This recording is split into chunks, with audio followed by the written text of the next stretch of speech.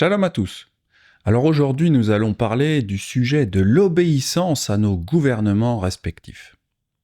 En effet, dans les Écritures, il y a plusieurs passages qui nous demandent d'obéir au gouvernement des pays dans lesquels nous vivons. Les plus connus sont les passages de Romains 13 et de 1 Pierre 2. C'est encore un sujet d'actualité qui est lié au sujet de la laïcité. Dans l'étude de la semaine dernière, j'ai montré qu'il y a plusieurs façons de respecter la laïcité. On avait vu également que la laïcité est un concept qui peut être malléable, comme avec l'exception du Concordat de 1801. Nous voyons donc qu'il y a tout un spectre de rigueur ou de laxisme concernant la laïcité. Aujourd'hui, nous parlerons du sujet de l'obéissance au gouvernement qui est légèrement différent. La question principale de cette étude est la suivante. Devons-nous nous soumettre complètement au gouvernement en place? Ou alors existe-t-il dans la Bible des exceptions? Eh bien, nous allons voir que c'est pas tout blanc ou tout noir, mais c'est à prendre au cas par cas selon ce que Yahweh nous demande. Lors de la crise du Covid, par exemple, les soignants étaient dans l'obligation de se faire vacciner. Certains leaders religieux ont appelé à la vaccination et d'autres ont appelé à ne pas se faire vacciner. Le clergé était donc très partagé sur cette question. Alors, évidemment, aujourd'hui, avec le recul, on sait qu'il aurait été préférable de ne pas le faire. Le Congrès américain a pondu un rapport de 520 pages pour faire le bilan de la crise du Covid-19. Ils ont établi que, contrairement aux promesses des gouvernements, le vaccin n'a empêché ni la propagation ni la transmission du virus. Quand les gouvernements blâmaient les non-vaccinés pour avoir propagé le virus, c'était en réalité de la manipulation médiatique. On se rappelle tous de la déclaration du président qui voulait emmerder les Français qui étaient opposés à la vaccination. Emmanuel Macron n'a pas mâché ses mots à l'encontre des Français non vaccinés. Mardi, le président de la République, dans un entretien aux Parisiens, a chargé les 5 millions de Français qui n'ont pas encore reçu de dose de vaccin. Eh bien là, les non-vaccinés, j'ai très envie de les emmerder. Des déclarations qui ont à nouveau fait monter les tensions à l'Assemblée nationale. Enfin bref, cette crise sanitaire mondiale me permet d'introduire ce sujet de la soumission au gouvernement. Il y a des cas où on n'a pas obéi, notamment sur le vaccin. Si nous nous basions uniquement sur Romains 13, nous devrions nous soumettre complètement au gouvernement. Que toute personne soit soumise aux autorités supérieures, car il n'y a point d'autorité qui ne vienne d'Élohim, et les autorités qui existent ont été instituées d'Élohim. C'est pourquoi celui qui s'oppose à l'autorité résiste à l'ordre qu'Élohim a établi, et ceux qui résistent attireront une condamnation sur eux-mêmes. Cependant, une étude plus approfondie révèle que, même si c'est la règle générale, il y a des moments où Yahweh s'attend à ce que nous désobéissions au gouvernement. Il faut évidemment toujours faire attention avec les lettres de Paul. Parfois, on peut se faire avoir par du hors-contexte. Képha, comme vous le savez, nous dit que les lettres de Shaoul sont difficiles à comprendre. La règle générale est que nous devons toujours obéir à tout gouvernement légitimement oint par Yahweh. Par exemple, lorsque le roi Saül s'est rendu compte que David allait s'asseoir sur le trône à la place de son fils Jonathan, le roi Saül a cherché à tuer David. Pourtant, même lorsque le roi Saül a été livré entre les mains de David dans la caverne des rochers des Bouquetins, David n'a pas voulu abattre le roi, car Saül était le chef du gouvernement oint par Yahweh. David a pris cela très au sérieux. Saül prit 3000 hommes d'élite sur tout Israël, et il alla chercher David et ses gens jusque sur les rochers des Bouquetins. Il arriva à des parcs de brebis qui étaient près du chemin, et là se trouvait une caverne, où il entra pour se couvrir les pieds. David et ses gens étaient au fond de la caverne. Les gens de David lui dirent « Voici le jour où Yahweh te dit « Je livre ton ennemi entre tes mains, traite-le comme bon te semblera. » David se leva et coupa doucement le pan du manteau de Saül. Après cela, le cœur lui battit, parce qu'il avait coupé le pan du manteau de Saül. Et il dit à ses gens, que Yahweh me garde de commettre contre mon Adon, loin de Yahweh, une action telle que de porter ma main sur lui, car il est loin de Yahweh.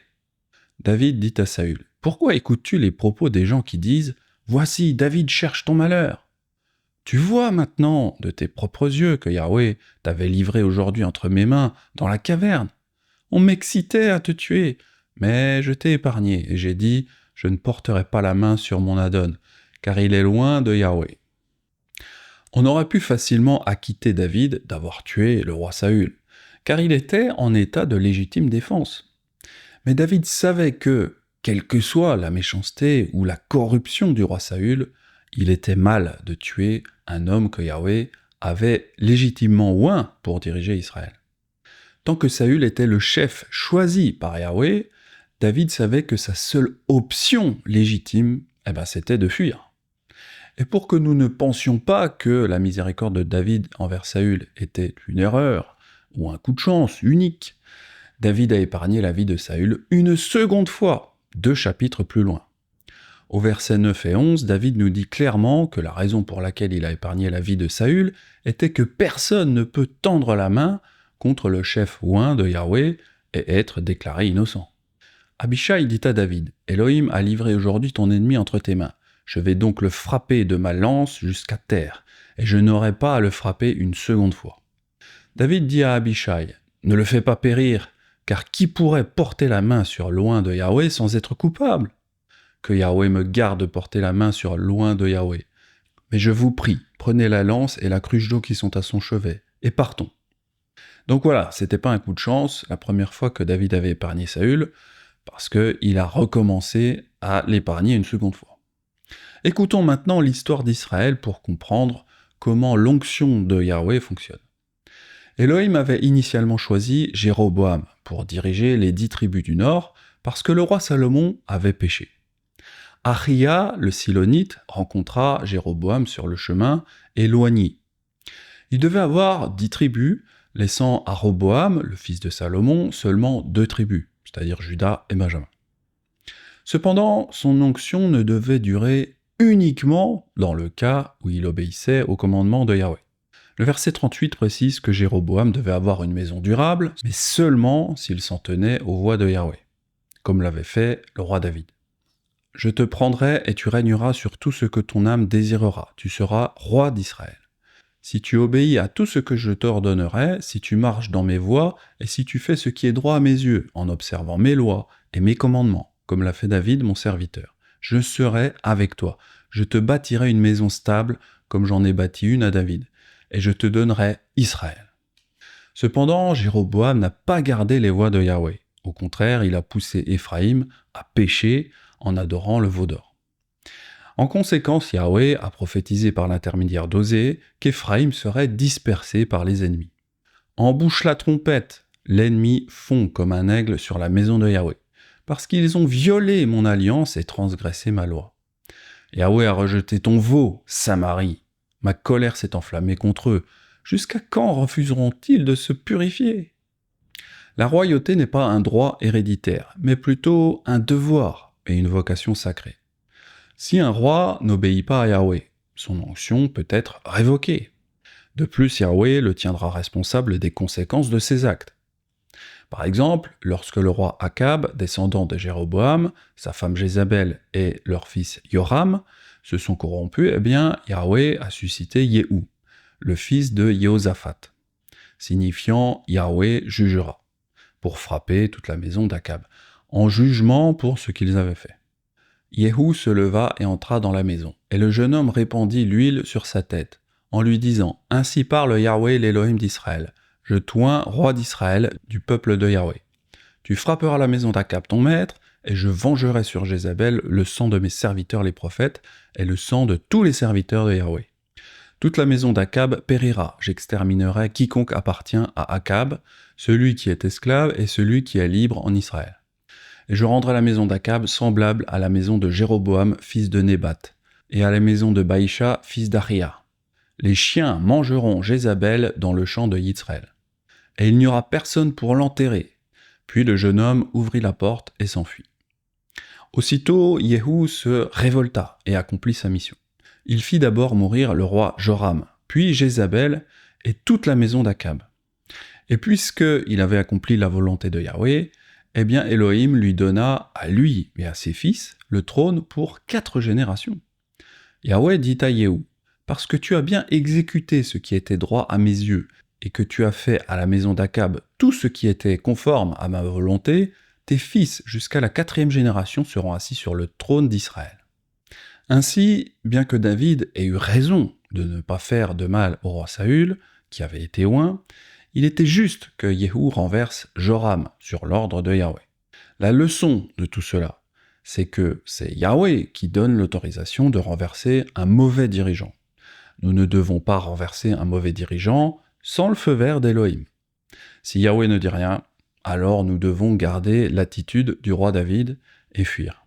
Il est intéressant de noter qu'aucune nation éphraïmite n'a aujourd'hui de roi ou de prince oint, car Yahweh a prophétisé que le royaume du Nord resterait de nombreux jours sans roi ou prince oint. Cela a du sens si l'on se rappelle qu'aucune nation éphraïmite n'a de prophète ou de prêtre de Yahweh qui oint son chef avec de l'huile. Car les enfants d'Israël resteront longtemps sans roi, sans chef, sans sacrifice, sans statut, sans éphod et sans téraphim.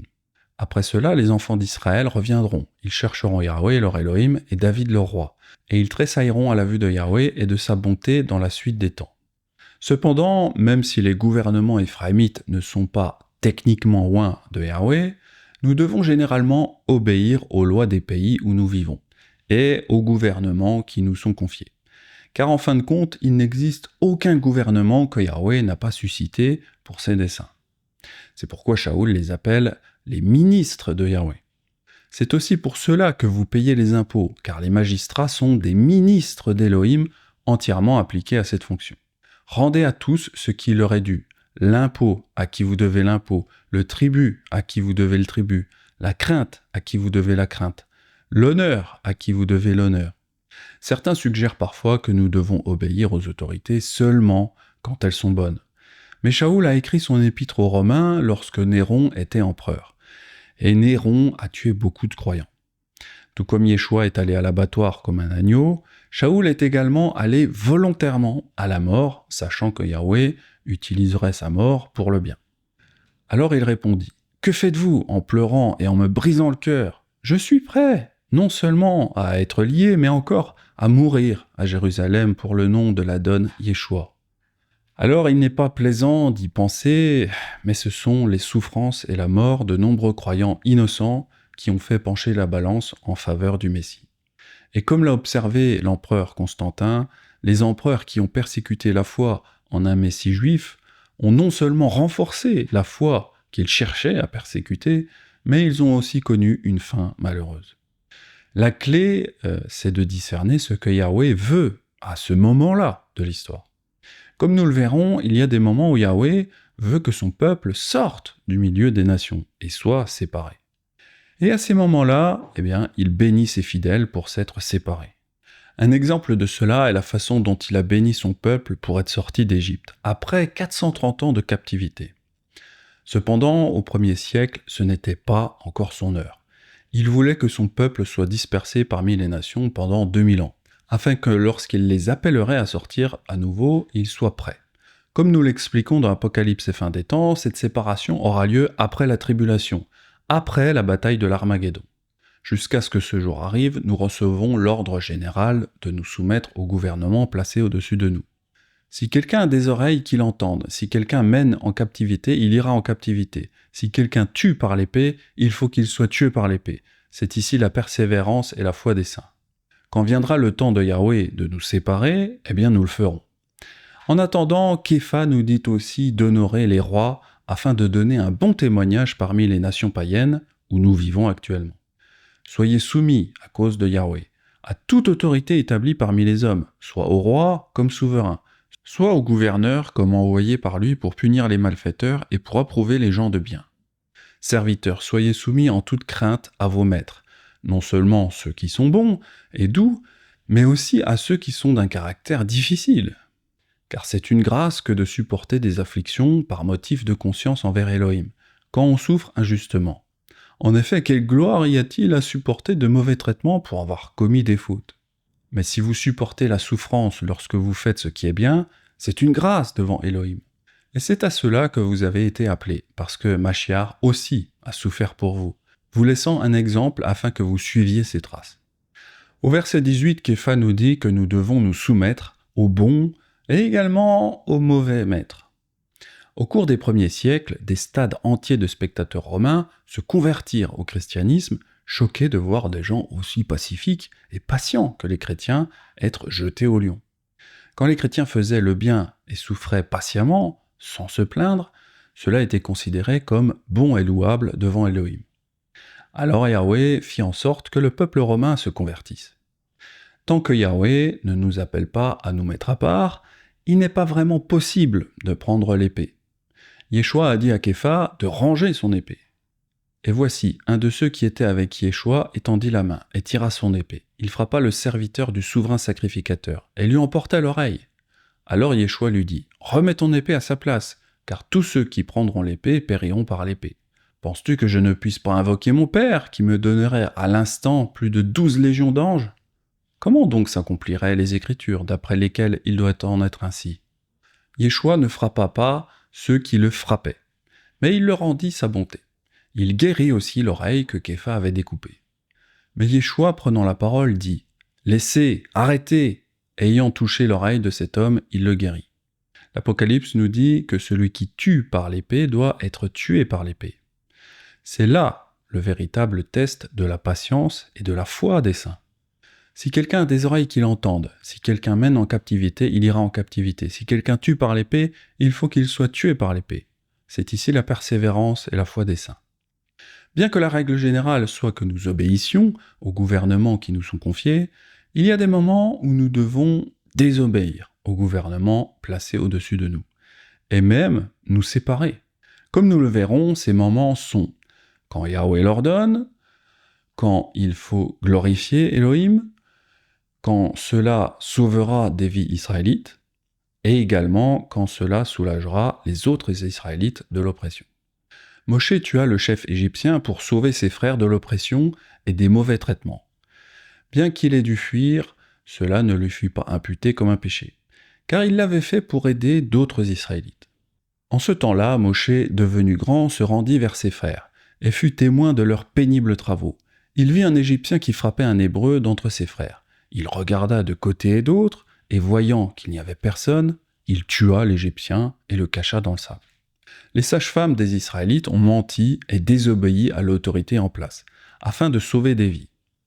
Yahweh les a bénis pour cela, parce qu'elles craignaient Elohim plutôt que l'homme. Le roi d'Égypte parla aussi aux sages-femmes des Hébreux, nommées l'une Shifra et l'autre Poua. Il leur dit « Quand vous accoucherez les femmes des Hébreux et que vous les verrez sur les sièges, si c'est un garçon, faites-le mourir, si c'est une fille, laissez-la vivre. » Mais les sages-femmes craignirent Elohim, et ne firent point ce que leur avait dit le roi d'Égypte. Elles laissèrent vivre les enfants. Le roi d'Égypte appela les sages-femmes et leur dit « Pourquoi avez-vous agi ainsi et avez-vous laissé vivre les enfants ?» Les sages-femmes répondirent à Pharaon « C'est que les femmes des Hébreux ne sont pas comme les Égyptiennes. Elles sont vigoureuses et elles accouchent avant l'arrivée de la sage-femme. » Elohim fit du bien aux sages-femmes et le peuple multiplia et devint très nombreux. Parce que les sages-femmes avaient eu la crainte d'Elohim, Elohim fit prospérer leur maison. Yahweh bénit Shadrach, Meshach et Abed-Nego pour avoir désobéi à l'ordre du roi Nebuchadnezzar d'adorer la statue d'or, car ils ont mis leur propre vie en danger pour éviter l'idolâtrie. Parce qu'ils ont voulu honorer Yahweh, il est venu les soutenir. Or, il y a des Juifs à qui tu as remis l'intendance de la province de Babylone, Shadrach, Meshach et Abed-Nego, hommes qui ne tiennent aucun compte de toi, ô roi.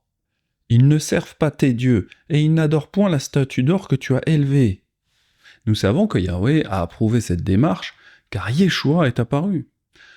Alors le roi Nebuchadnezzar fut effrayé et se leva précipitamment. Il prit la parole et dit à ses conseillers « N'avons-nous pas jeté au milieu du feu 3 hommes liés ?» Ils répondirent au roi « Certainement, ô roi !»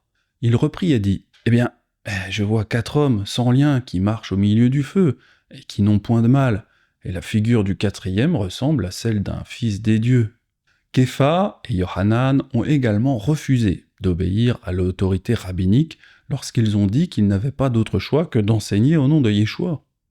Le lendemain, les chefs du peuple, les anciens et les scribes s'assemblèrent à Jérusalem, avec Annas, le souverain sacrificateur, Caïphe, Yohanan, Alexandre et tous ceux qui étaient de la race des principaux sacrificateurs.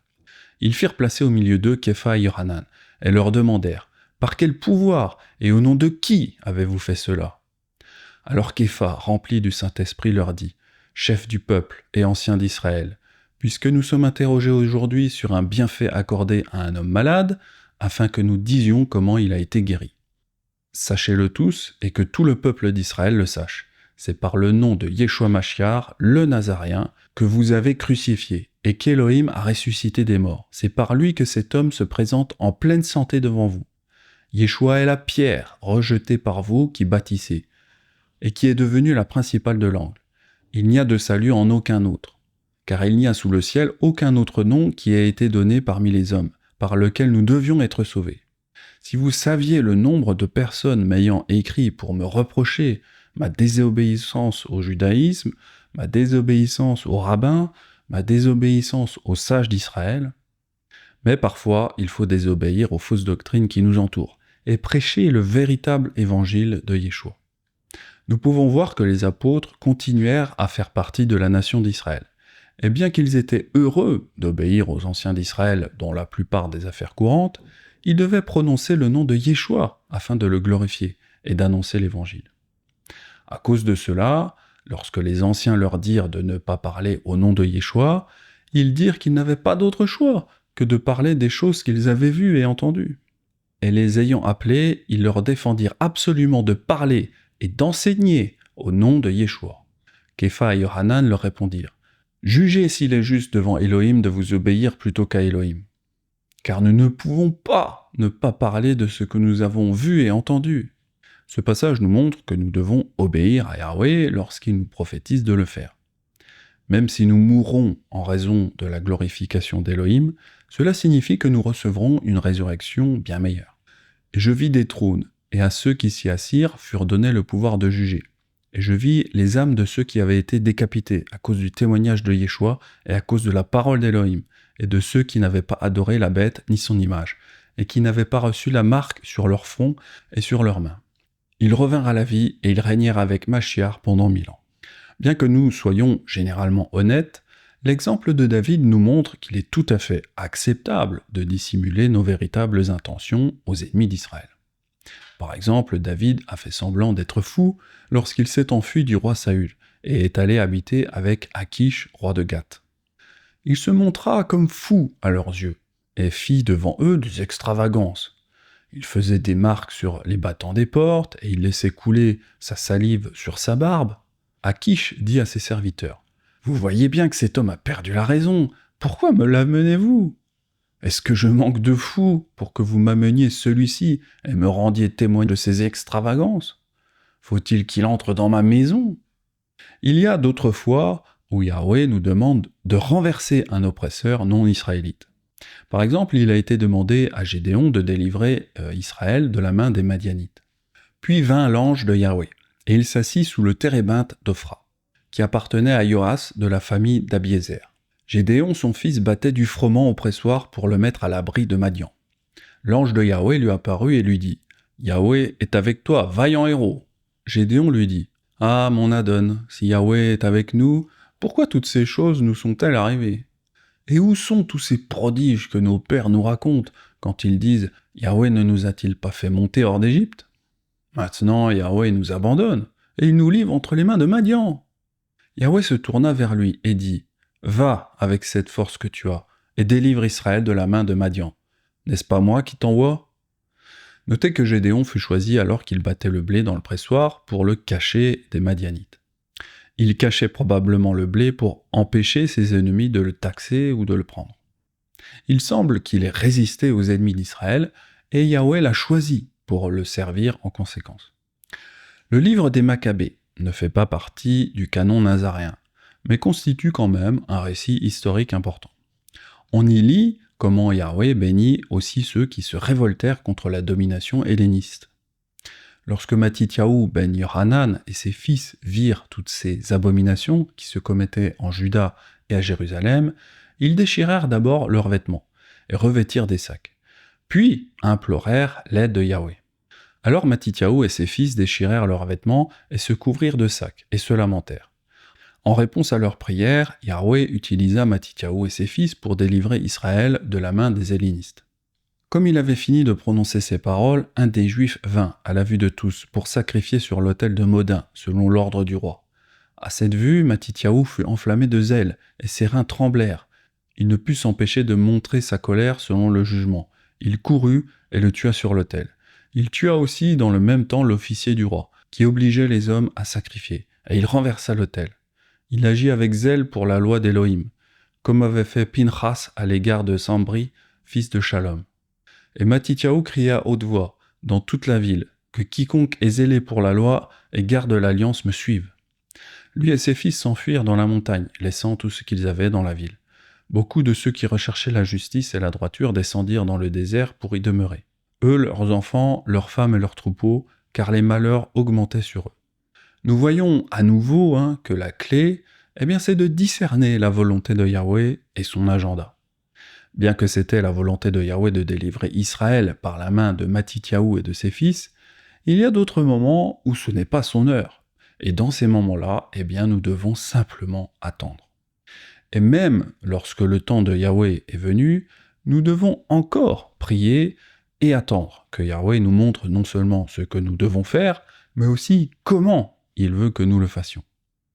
C'est parce que Yahweh veut que nous le cherchions à chaque instant. Il ne veut pas que son peuple se sauve par ses propres mains, car alors il penserait qu'il n'a pas besoin de lui. C'est pourquoi la véritable victoire ne peut être obtenue qu'en priant, en l'attendant et en suivant ses instructions, comme le faisait aussi le roi David. Les Philistins montèrent de nouveau et se répandirent dans la vallée des Réphaïm. David consulta Yahweh, et Yahweh dit « Tu ne monteras pas, tourne-les par derrière, et tu arriveras sur eux vis-à-vis des mûriers.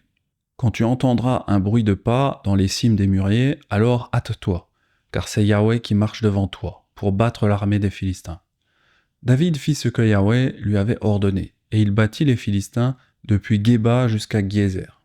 David était un énorme chef militaire, du moins en partie, parce qu'il consultait Yahweh à chaque instant. Chaque fois qu'il avait une question sur ce qu'il devait faire, David consultait Yahweh. Et c'est la règle pour désobéir aux gouvernements qui sont contre son peuple Israël.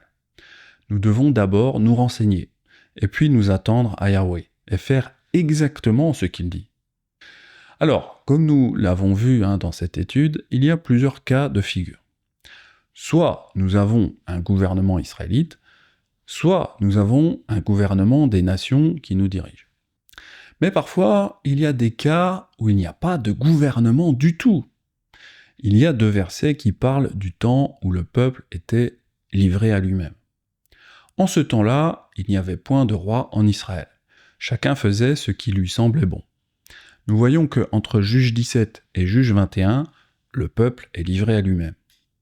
Et d'ailleurs, si nous lisons les passages, tous les versets entre Juge 17 et Juge 21, nous voyons une sorte d'anarchie. Vous avez plusieurs histoires. Vous avez un certain Mika qui fait un culte dans sa propre maison, avec une image taillée et un objet en fonte. Et puis il demande l'aide d'un lévite.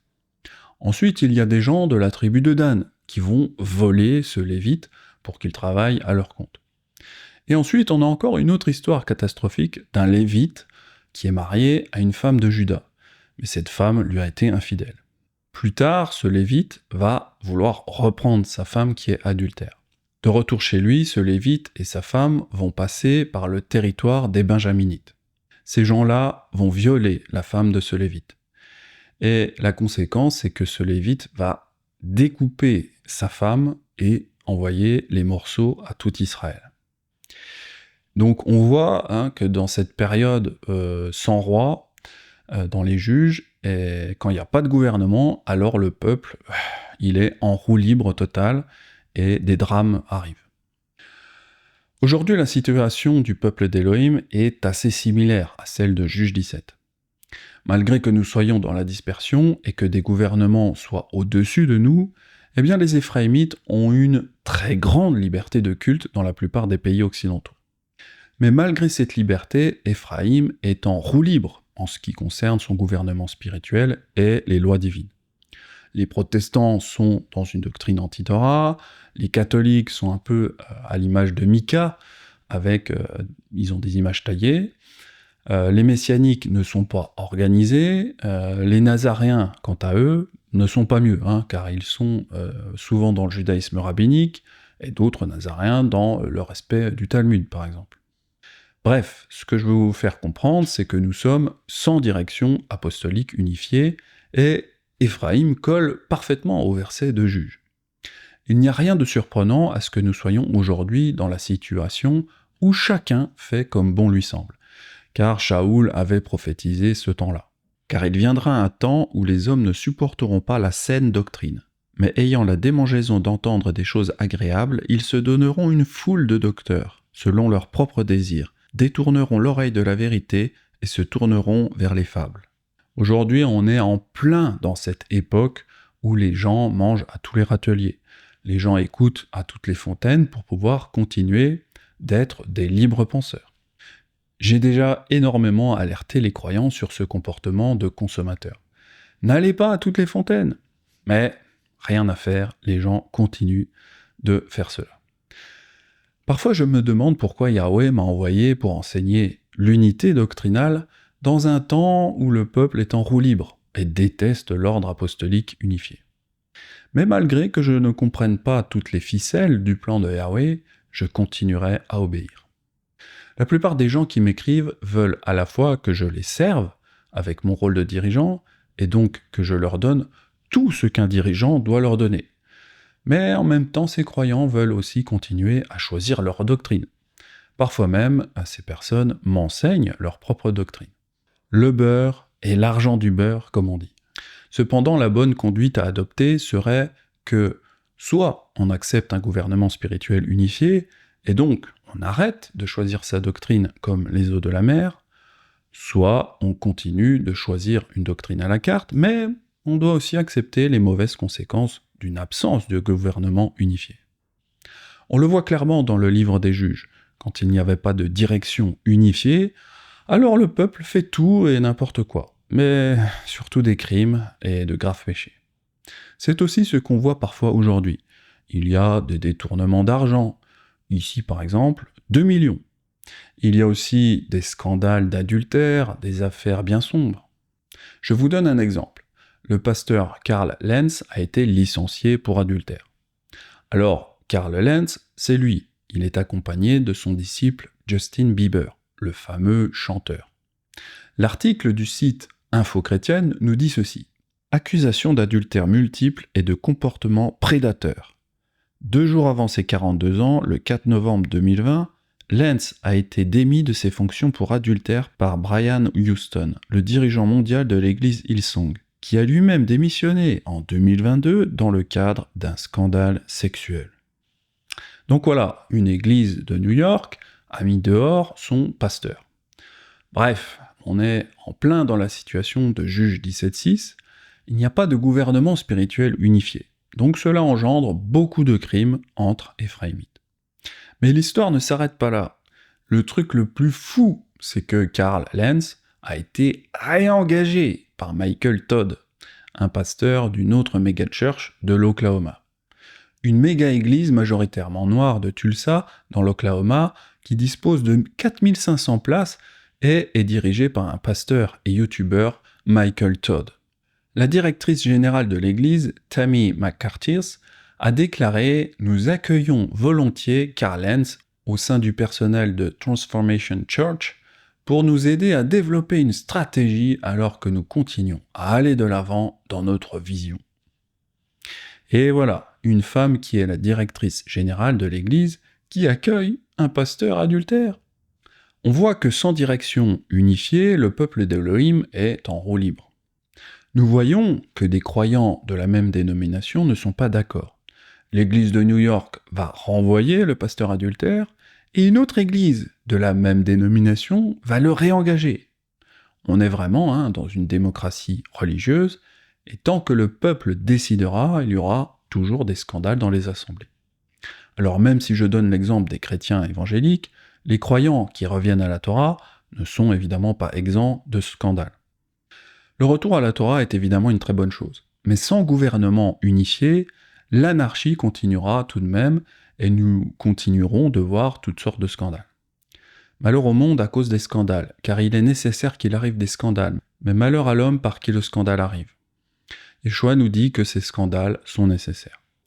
Les Israélites nazaréens, aux États-Unis, enseignent qu'un gouvernement apostolique, avec une doctrine unifiée, est nécessaire pour sortir de cette anarchie spirituelle. J'enseigne également cette nécessité d'un gouvernement de la Torah, parce que c'est le seul moyen pour sortir de la situation de Juge 17, où les croyants font un peu comme bon leur semble, et malheureusement il y a beaucoup de mauvaises conséquences. Dans la dernière vidéo, je parlais des francs-maçons. Je montrais à quel point ils dirigent la politique et comment ils font pour que leurs lois soient appliquées en France. Leur grande force, c'est qu'ils sont organisés. Ils suivent des directives strictes, ils sont structurés en apprentis, compagnons et maîtres. Apprentis, compagnons, maîtres. Les 3 premiers grades de la franc-maçonnerie sont franchis par tous les maçons au cours de leur initiation. Inspiré de l'organisation des guildes de métiers, ce système doit surtout beaucoup au club, lieu de socialisation qui se développe dans l'Angleterre des Lumières. Il est intéressant de voir que ceux qui dirigent le monde font la promotion de la rébellion aux autorités, alors qu'eux-mêmes sont extrêmement soumis et organisés. Par exemple, les médias d'Hollywood nous encouragent, à travers tous les films de héros, à toujours être rebelles face à leur propre organisation. Dans la culture populaire, l'évolution des films James Bond et Mission Impossible. Initialement, vous avez un homme missionné par une institution pour aller faire le bien. Ce qui a fini par se faire progressivement, c'est qu'il est systématiquement une sorte de renégat ou de rebelle de son institution, qui l'a pourchassé, et lui désormais est un dissident qui va faire le bien malgré l'institution. Même dans l'évolution des... C'est intéressant, Captain America, c'est un personnage de Marvel. Dans les vieilles bandes dessinées, il est là pour sauver l'Amérique, il est envoyé par le gouvernement, et c'est le gentil, et à la fin le communisme est vaincu, et tout le monde est content. Et ce qui a fini par avoir lieu dans le deuxième film notamment, donc le premier se situe pendant la Seconde Guerre mondiale, et le second, il a été congelé, il revient aujourd'hui. Qu'est-ce qui change entre les deux ? Son institution a été infiltrée par des nazis secrets, etc., et désormais, il doit lutter contre l'institution pour le bien. On est incapable aujourd'hui d'écrire un film dans lequel l'individu est dans le prolongement d'une institution qui est bonne. Absolument. On est incapable aujourd'hui de voir un film dans lequel le héros agit dans l'obéissance à son institution. Et tous les croyants en Yeshua sont constamment biberonnés avec cette idée-là. Les croyants ne se rendent peut-être pas compte de l'influence de la propagande des élites mondiales. Enfin, tant qu'on sera manipulé par cette propagande anti-autorité, nous serons toujours dans cette anarchie des Éphraïmites. Les élites, quant à eux, sont très bien organisés et respectueux de la relation maître à disciple. Même Yeshua nous explique que le royaume de Satan doit nécessairement être unifié et organisé pour survivre. Comme Yeshua connaissait leurs pensées, il leur dit « Tout royaume divisé contre lui-même est dévasté, et toute ville ou maison divisée contre elle-même ne peut subsister. Si Satan chasse Satan, il est divisé contre lui-même. Comment donc son royaume subsistera-t-il ? Même le royaume de Satan est uni. C'est pourquoi les francs-maçons sont si bien organisés et si puissants par rapport aux chrétiens sans Torah. Alors c'est vrai que j'insiste lourdement sur ce comportement de rébellion que j'observe autour de moi. Mais si les croyants savaient à quel point c'est crucial pour être victorieux avec Yeshua, ils comprendraient mon insistance. Cette rébellion, je la retrouve quasiment toutes les semaines. Et c'est toujours la même attitude que j'observe. Quelqu'un me contacte en disant « Oh Benjamin, tu es mon enseignant favori, je veux devenir nazaréen. » Et puis ensuite, la personne me dit qu'elle n'est pas d'accord, et elle commence à m'enseigner sa propre doctrine. Alors je sais que ce comportement rebelle est inconscient, car les croyants sont matrixés dans ces valeurs du monde matin, midi et soir. De plus, la plupart des gens qui m'écrivent ont un arrière-plan protestant. Les croyants gardent donc toujours cet esprit de protestation qui est la racine même sur laquelle s'est construite le christianisme. Mais cet enseignement que vous regardez doit, une nouvelle fois, nous faire réagir. Shaoul dans Romains 13 insiste lourdement sur l'obéissance au gouvernement. Puis Képha dans 1 Pierre 2 qui insiste non seulement sur les gouvernements, mais également sur la relation de maître à disciple. Serviteurs, soyez soumis en toute crainte à vos maîtres, non seulement à ceux qui sont bons et doux, mais aussi à ceux qui sont d'un caractère difficile. Si les apôtres ont autant insisté sur le respect des autorités quelles qu'elles soient, on imagine à combien plus forte raison les Nazaréens d'aujourd'hui doivent redoubler d'efforts après le siècle des Lumières, et encore bien davantage pour les francophones qui ont dû essuyer mai 68, mouvement anti-autoritaire historique.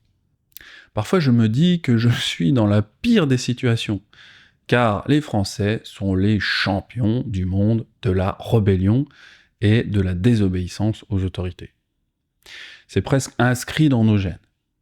C'est pourquoi le mouvement nazaréen est beaucoup plus répandu aux États-Unis ou dans les pays de l'Amérique du Sud. Mais en francophonie, ça se développe pas, parce qu'il y a vraiment cette culture d'être anti-autorité. En tant qu'enseignant, j'ai une vision assez globale de la situation. D'un côté, je vois le comportement anti-autoritaire des croyants, et la confusion qui règne chez Ephraïm, et puis je regarde dans une autre direction, vers les ennemis d'Élohim, extrêmement soumis à l'autorité, extrêmement organisés, hiérarchisés. Je vois leur succès toujours plus grand pour disséminer la doctrine des Lumières. Je vous laisse imaginer ma frustration et ma tristesse, mais c'est le lot de tout responsable du peuple d'Élohim. Bon, passons maintenant à la question de la semaine. J'ai reçu un email cette semaine qui, je le crois, est en rapport avec cet enseignement. Une abonnée m'a posé cette question. Shabbat Shalom, frère Benjamin. J'ai suivi vos vidéos sur la femme. Mes questions portent sur l'héritage. Vous avez dit que selon la parole, la femme n'hérite pas de son père.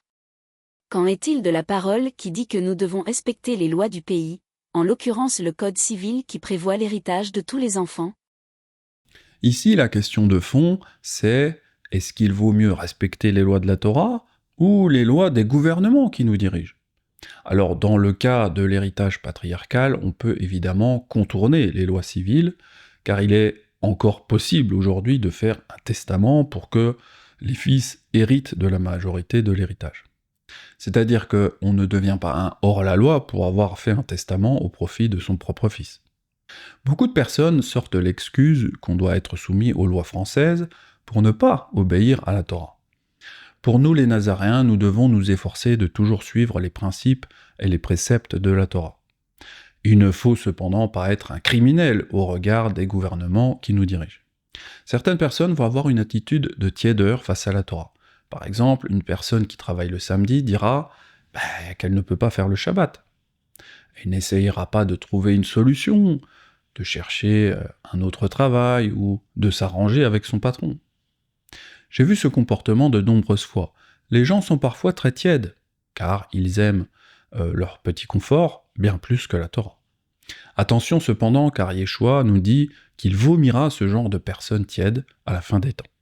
Ainsi, parce que tu es tiède et que tu n'es ni froid ni bouillant, je te vomirai de ma bouche. Bon, passons maintenant à la conclusion de cette étude. On a vu que la règle générale, c'est de suivre nos gouvernements, même quand ceux-ci sont mauvais. Que ce soit des gouvernements oints par Yahweh, ou que ce soit les gouvernements des nations. Si un jour nous parvenons à rétablir le gouvernement apostolique, alors oui, il faudra lui obéir. Nous sommes encore bien loin de cette étape, car la plupart des croyants ont dans leur inconscient cette volonté de ne jamais être d'accord avec les leaders religieux. Peut-être aussi cette racine protestante, cette habitude de toujours tout contester. Cependant, quand Ephraïm arrivera à se réunir, alors nous pourrons aussi passer à l'étape suivante de la prophétie d'Ézéchiel, à savoir réunir Juda et Ephraïm en un seul bâton dans la main de Yahweh. Ainsi parle l'Adon Yahweh. Voici je prendrai le bois de Yosef, qui est dans la main d'Ephraïm, et les tribus d'Israël qui lui sont associées. Je les joindrai au bois de Juda, et j'en formerai un seul bois, en sorte qu'il ne soit qu'un dans ma main. Mais pour le moment, nous devons déjà réussir à réunir tous les Éphraïmites qui souhaitent une doctrine unifiée. Et pour cela, nous devons obéir au gouvernement de nos pays d'exil respectifs, sauf dans les 4 exceptions citées. Quand Yahweh l'ordonne, quand il faut glorifier Elohim, quand cela sauve des vies israélites, quand cela soulage les autres Israélites de l'oppression. Voilà, ce n'est pas une étude facile, mais j'espère que cela vous aidera dans cette anarchie où nous vivons actuellement et où chacun fait ce que bon lui semble. Je me suis inspiré de l'étude de Nazarene Israël, Obedience to Government. Quant à moi, je vous dis à très bientôt pour de futurs enseignements nazaréens, si Yahweh me le permet. C'était Benjamin, shalom à tous.